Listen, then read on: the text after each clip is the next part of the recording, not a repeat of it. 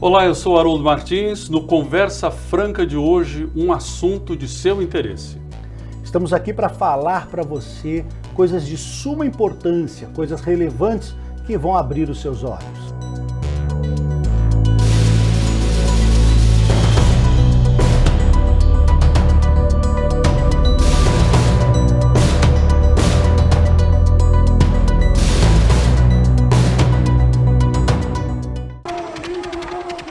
Essas imagens foram gravadas no último dia 5 de fevereiro, em Curitiba.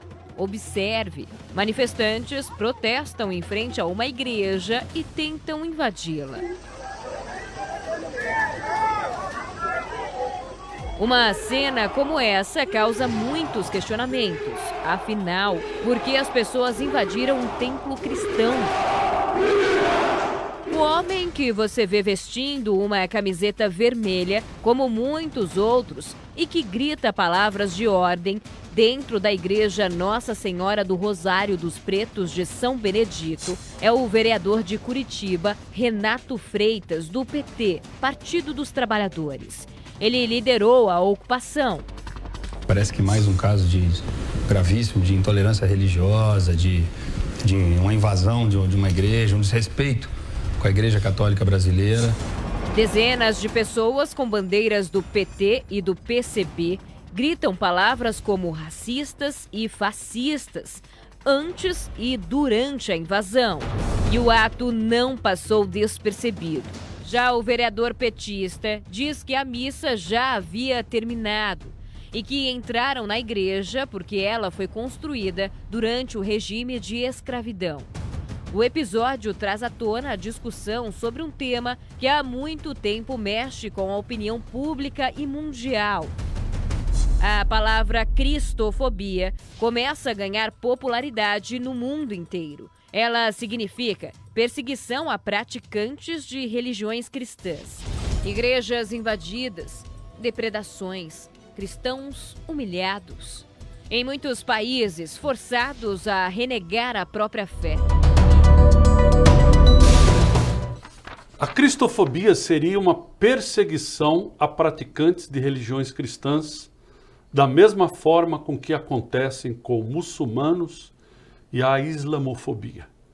Ainda assim, o termo cristofobia vem aparecendo em discursos e debates, até mesmo em propostas no Congresso.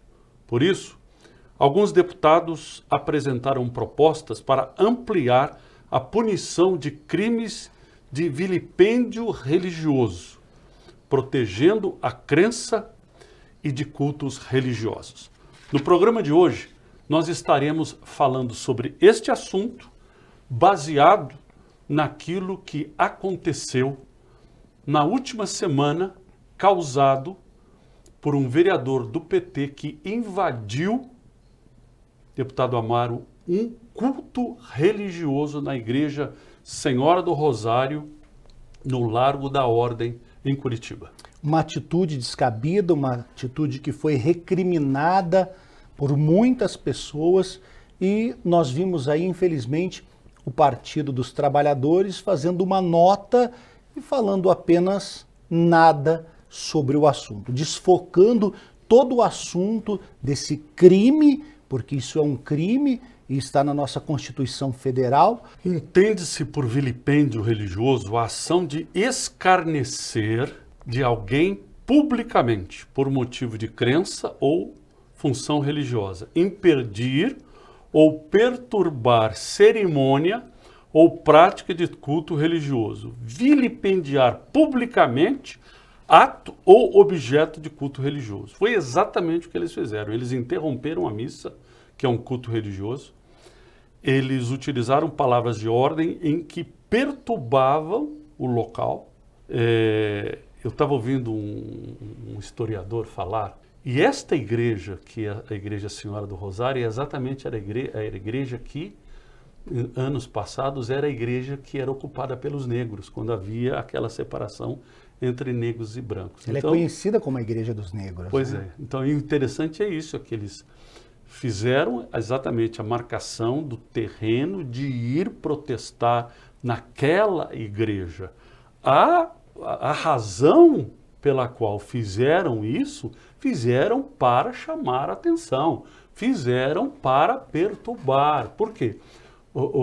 Essas ações de grupos esquerdistas e extremistas, quando querem chamar a atenção para alguma coisa, o argumento deles é exatamente esse, o de deturpar, de atrapalhar, de vilipendiar, de tirar a ordem da coisa, porque na desordem chamam a atenção. E a verdade seja dita, que tentaram se defender ainda o vereador, dizendo que o culto já tinha terminado, ou a missa já estava encerrada. Não, mas hoje tem-se imagens de tudo.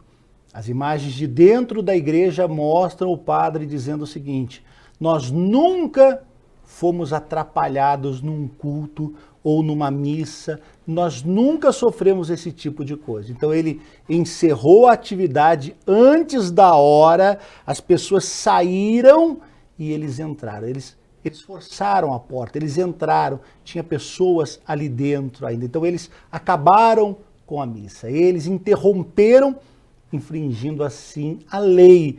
E aí, para nossa admiração, disse que esse vereador, ele é um advogado. Então, não pode uma pessoa que trabalha para o povo ou trabalha para a lei ir contra a lei que aprendeu ou que deve ser seguida por um parlamentar.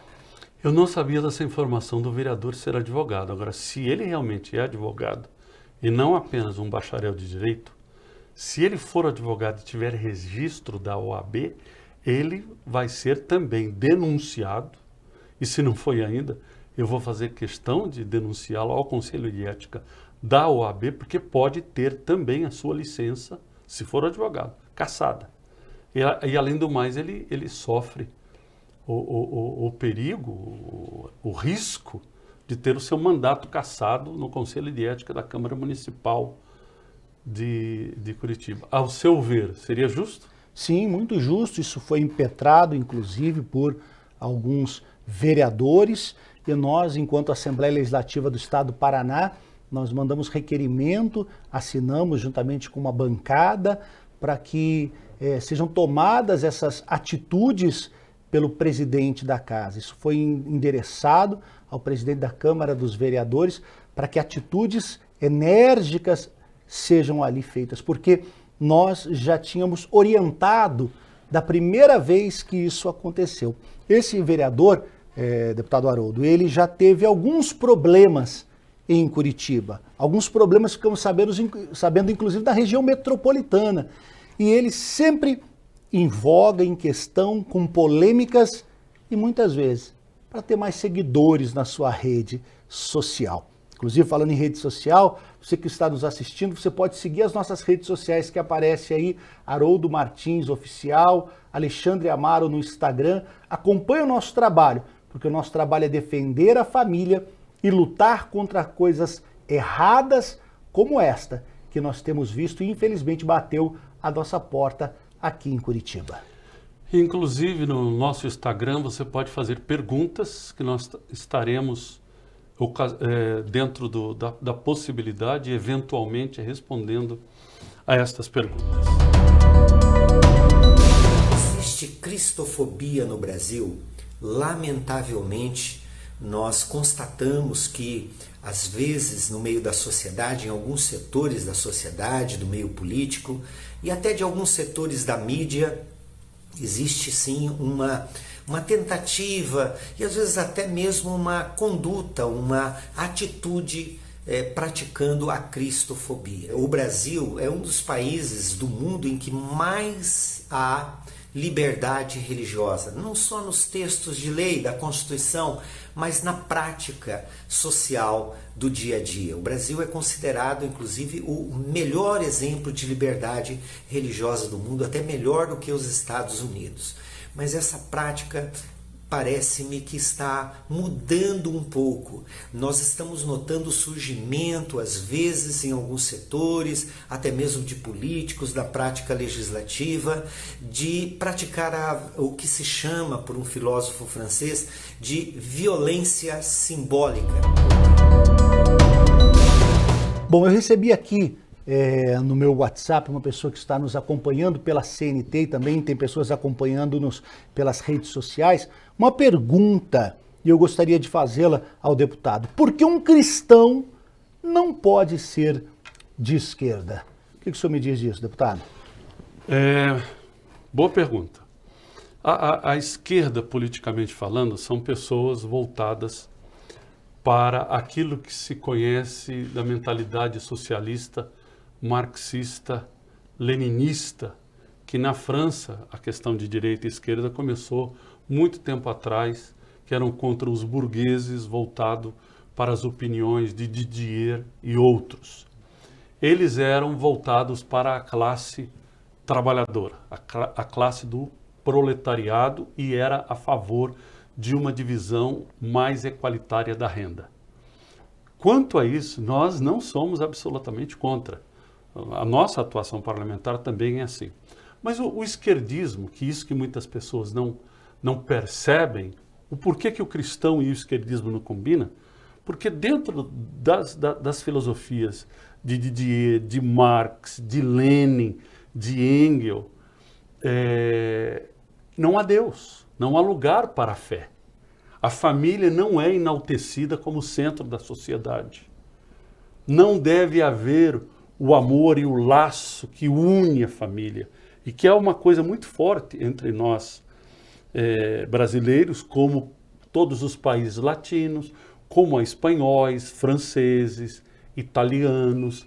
Então, quando Karl Marx e Engels falam sobre o manifesto comunista, eles falam exatamente que a ideologia do comunismo não coloca a família em primeiro lugar, e que a religião é o ópio do povo, ou seja, a religião faz com que o povo seja manipulado pela fé e tira o objetivo de lutas sociais que eles julgavam importante. Então, não há lugar entre cristianismo e esquerdismo, porque no comunismo não há Deus, não há família organizada, respeitada, unida, não existem valores preservados. O ideal comunista está acima de valores familiares, está acima da fé da pessoa, da confiança em Deus e a salvação através de nosso Senhor Jesus Cristo. E, ademais, nunca a defesa de pensamentos socialistas, esquerdistas, marxistas, comunistas foi através de discurso de paz, foi através de discurso conciliatório, foi através de ceder terreno, você anda um pouco, eu ando um pouco, sempre foi através de luta armada, anarquia, morte, derrubar governo. Veja o que o leninismo fez na reforma bolchevista da Rússia, antes da formação da União Soviética. O czar russo, a czarina, a esposa e todos os filhos, inclusive crianças, foram mortos. Então não há lugar, não há como ser cristão e ao mesmo tempo ser esquerdista. Agora eu tenho mais uma pergunta também que chegou a gente. Nesses últimos anos, como o senhor deputado avalia a participação do povo cristão na política? Bom, é uma boa pergunta também. O povo cristão que nos últimos tempos tem se engajado mais na política, eu vejo isso, muito mais também por causa das redes sociais. Hoje nós temos mais acesso, mais transparência, mais contato com pessoas. Nós vivemos numa era de muitas informações, onde as pessoas têm contatos através do seu WhatsApp, do seu telefone, e isso fez com que as pessoas viessem a participar mais, a se engajar mais. Mas, faço uma ressalva, ainda precisamos de mais pessoas que coadunam desta fé, que têm esse pensamento diferente, esse pensamento totalmente ao contrário do que aquilo que foi colocado aqui pelo Senhor, que é esse pensamento esquerdista. Agora também faço uma ressalva. Todos os extremos não são bons. Não adianta a pessoa ter um extremismo também pelo lado oposto. Porque aí vamos ao caso de Hitler, que era um extremista da sua raça ariana, achando que eram os únicos certos. Então os extremos fazem mal. O cristão não é extremo. O cristão é equilibrado, é centrado. O cristão tem sempre o seu ponto de apoio. É razoável. Na sua fé. Tem razoabilidade, sabe pensar, agir e fazer as coisas de uma maneira boa. Por isso que a participação dos cristãos é fundamental. Seja ele num cargo público, seja ele como uma grande liderança, seja ele numa representatividade de votação, seja ele na sua família, dentro de sociedade, tudo isso é a política. Não somente a política partidária, mas a política de valores e costumes. Quando o deputado fala da questão da direita e da extrema direita, nós estamos falando em fascismo, nazismo, neonazismo, nacionalismo, e nós estamos falando em segregação. Então, é um malefício, nós estamos falando de exemplos na história, assim como a gente fala do exemplo nocivo de um comunismo socialista, de Lenin, de Stalin, na antiga União Soviética, nós falamos de Hitler e Benito Mussolini na Itália. Então, inclusive, as ações desses chefes de estados, ditadores, porque o que é extremista também é ditatorial. Segrega, não une, não traz miscigenação de ideias para que a gente possa viver numa sociedade respeitando as ideias diferentes, mas vivendo em paz. Não há democracia. Não, segrega. Não tem-se o pensamento de se falar o que pensa ou o que acha, tem-se obedecer apenas, porque quem não obedece, cabe o rigor da lei. O contraditório não é respeitado. Deixa eu colocar uma questão aqui. Uns dados alarmantes, que a fonte que nós vamos utilizar é do Instituto Portas Abertas, que diz assim: perseguição aos cristãos no mundo. 260 milhões de cristãos, sendo católicos, ortodoxos, protestantes, batistas, evangélicos e pentecostais. Só no ano de 2021, mais de 1.000 cristãos foram mortos por causa da sua fé. Mais de 1.000 cristãos foram mortos, isso no ano de 2021. Foram presos, perdão. Mais de 1.000 cristãos mortos pela fé, mais de 1.000 cristãos foram presos, mais de 600 igrejas foram fechadas. Os países que são mais afetados pela cristofobia: Afeganistão, por causa do islamismo; Coreia do Norte, por causa do comunismo; Somália, também por causa do islamismo; Líbia e Iêmen. Deputada Mara, eu vou ler algumas questões e algumas perguntas. Você vai procurar responder em uma palavra. 1, 2 ou 3. Não passe daquilo. Tá bem?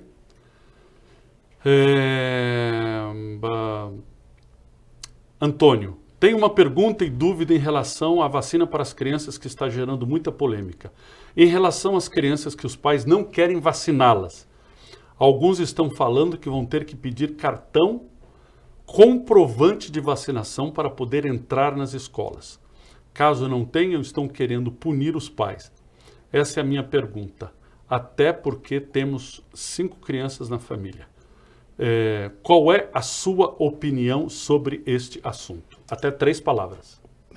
No Paraná, estamos agora com um projeto para não precisar de passaporte. Beleza. Outra pergunta. Até 3 palavras. Como evitar que ações de cunho ideológico sejam utilizadas para ferir os direitos estabelecidos em lei, como a grave invasão à igreja essa semana? Como entender que a ação ilegal e imoral foi orquestrada por um legislador, vereador da Câmara Municipal. Então veja bem o seguinte, como evitar ações de cunho ideológico? Punição. Ok. Como entender a ação ilegal e imoral orquestrada por esse vereador da Câmara Municipal? Faz parte de uma ideologia. Ok. Vamos lá. Outra pergunta. Havendo tantos lugares para fazer manifestações, por que foi justamente dentro da igreja? A representatividade que a igreja tem. E ainda mais uma igreja conhecida como igreja que Dos era para os pretos. negros, né? Isso. Diante dos fatos recentes dos protestos de alguns militantes de esquerdas e de um vereador do PT dentro de uma igreja em Curitiba, o senhor é contra ou a favor esse tipo de prática? Totalmente contra. Qual lei o senhor se baseia na sustentação dos seus argumentos? A gente já falou hoje sobre 208, isso, né? E o Código artigo Penal. 5 da Constituição. Exatamente, o direito de ir e vir, né, de cada cidadão. A minha pergunta é em relação ao feminicídio, que na pandemia teve um aumento significativo. Deputado, existe algum projeto de lei em tramitação em relação ao feminicídio, já que o atual tem sido brando, porque existe muitas brechas, deixando muitas vezes os agressores livres? Então, como ela não está fazendo a pergunta, eu lanço. O seu posicionamento em relação ao aumento de números de feminicídios. No estado do Paraná, nós temos aqui uma bancada de mulheres que sempre tem atuado em favor dessa questão, leis mais severas, punições mais severas para os autores. Isso vai conseguir reprimir um pouco mais esse tipo de ação. É claro, a Lei Maria da Penha ela é de suma importância, mas quando ela proíbe do autor chegar a 300 metros da pessoa, quando ele chega mais próximo, ele efetua mata. o que tem que fazer, ele mata. Então, temos que monitorar isso. Já tem aí alguns locais que estão monitorando tanto a mulher quanto o homem, duas tornozeleiras próximo, ou uma tornozeleira e um outro aparelho próximo, quando eles vão chegando perto. Então, isso gera aí para a mulher, tá chegando perto de você, então o problema é sério. Quais medidas necessárias serem tomadas para que atitudes como a do vereador Renato Freitas não voltem a acontecer em nosso país? 3 palavras. Caçar o mandato dele para servir de exemplo. É isso Agora aí. eu tenho uma pergunta para o senhor aqui, Pronto, que não agora são é a sua vez. que não são várias, mas eu tenho uma pergunta que eu acho que ela é difícil de resolver, de se entender. Mas eu também não vou ter que responder em até 3. Não, em 3 não. E de se explicar por quê. Por causa de uma ramificação que nós temos. O senhor acredita que o voto cristão será decisivo na escolha do novo presidente? E o senhor acha que o cristão vai continuar pensando como pensa do governo ou mudará de posição? Boas perguntas, difíceis. Se eu acredito que o voto cristão será decisivo na escolha do novo presidente da República, sim. Sim. Se nós observarmos bem as notícias políticas que nós temos vivido nos últimos 2 anos, principalmente com o início da pandemia, mas já desde o início de 2019, com o início desse mandato do presidente da República, as coisas têm sido muito polarizadas por questões políticas. Então, é uma polarização de direita e esquerda.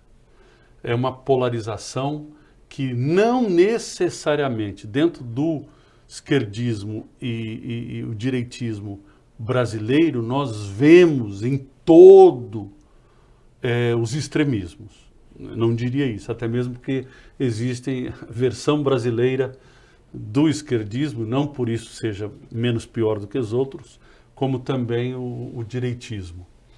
Não quer dizer que seja menos grave do que o extremismo de outros lugares. Mas a tendência é nós continuarmos nessa polarização. Então o brasileiro deve perguntar o seguinte: o que ele quer para a família dele? Que tipo de criação ele teve? Nós brasileiros somos uma nação originariamente conservadora. nós somos muito votados para a família, sejamos nós católicos, espíritas, evangélicos, mas sejamos nós de origem portuguesa, espanhola, italiana, francesa, a grande maioria de nós somos muito apegados à família. E isso nos leva a ter como mais caro valores, as pautas de valores. E, nesse sentido, a fé cristã, ela é predominante. Eu acredito que ela é decisiva. Não estou defendendo o candidato A, B, C ou D, até porque até esse momento todos são pré-candidatos, mas a ideologia faz muita diferença. Então eu acredito que se todo cristão, independente de sua denominação, ele colocar a mão na consciência e se perguntar o que lhe é importante, o que lhe é caro para os seus filhos, para os seus netos, para a maneira de continuar com o seu casamento, para a união e o laço familiar, o amor, a cumplicidade, um por todos e todos por um, o voto cristão vai continuar sendo decisivo e será decisivo para o resultado das eleições desse ano. Qual foi a segunda pergunta? Se o povo cristão, o povo de Deus, eles continuarão com o mesmo pensamento que votaram em 2018. Eu acredito que os que votaram em 2018, o povo cristão que voltado para a pauta de costumes, para uma mensagem cristocêntrica e familiar, não deve avaliar o que aconteceu no ano de 2020, 2021 e até agora 2022 para mudar a sua opinião. Eu vejo dessa forma. Por quê? Porque a questão econômica, a dificuldade econômica não foi vivida somente no Brasil. A questão de desemprego não foi vivida só no Brasil. O sofrimento pelo aumento do preço de barril de petróleo não foi vivido só no Brasil. Automaticamente, outros países do mundo também sofreram com o aumento de combustível. Quando o aumento de combustível cresce, automaticamente o preço de tudo que tem na prateleira do supermercado cresce.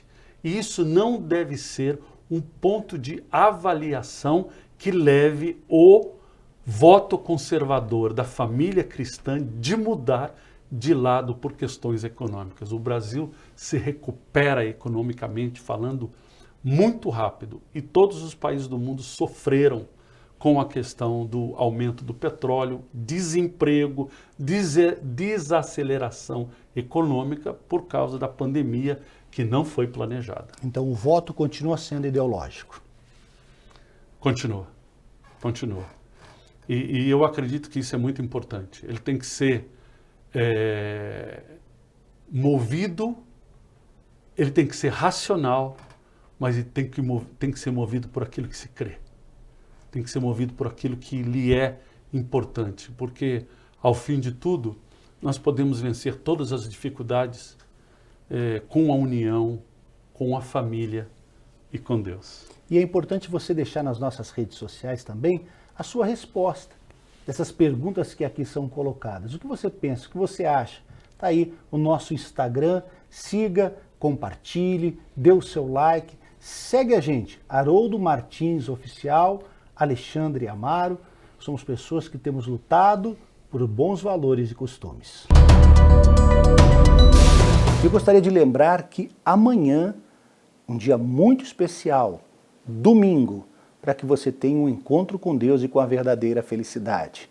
Eu, Alexandre Amaro e Haroldo Martins estaremos nesta reunião ministrada pelo Bispo Rafael Cavina, 9h30 da manhã, na rua João Negrão, 1510. Você tem a oportunidade de ter um encontro com a paz, com a alegria e com a felicidade. Deus vai se manifestar na sua vida de forma poderosa e grandiosa. Você é o nosso convidado, esteja conosco nesse templo onde a sua vida, com certeza, nunca mais será a mesma. Chegamos ao final dessa edição do Conversa Franca na noite de hoje. Nós estaremos de volta no próximo sábado e esperamos que você esteja conosco. Eu sou Haroldo Martins. Alexandre Amaro, junto com você, Haroldo Martins, sempre lutando pela família.